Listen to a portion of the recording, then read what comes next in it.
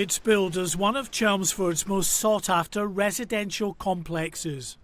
A multi-million-pound conversion of an old office block into luxury apartments. The marketing photographs show just how comfortable these flats are.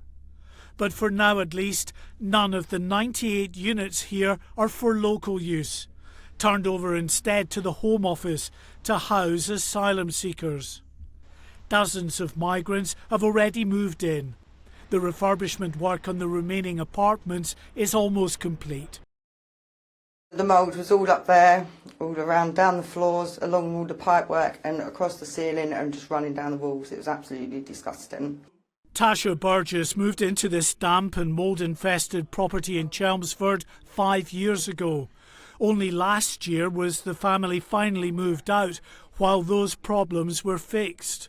But not before she and her children developed chronic respiratory ailments. It's very frustrating that people can come illegally and get the accommodation when you've got people that are homeless, not by fault, that need accommodation as well. And a lot of families that are not in suitable accommodation size either, and it's squashed in flats and stuff, waiting on lists for months and months, or years even.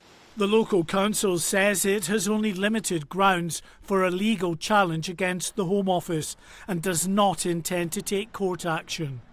Local campaign groups say the housing of asylum seekers in luxury apartments is grossly unfair when more than 400 Chelmsford families are in temporary accommodation, many of those properties in substandard condition.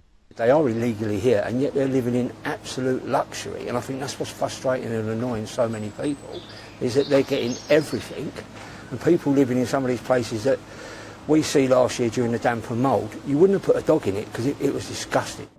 With the BB Stockholm accommodation barge receiving its first asylum seekers and more arriving at the former Wethersfield Air Base in Essex, the government says it's committed to moving away from expensive hotels.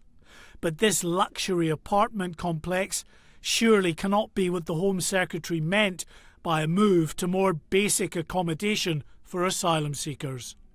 Mark White, GB News in Chelmsford.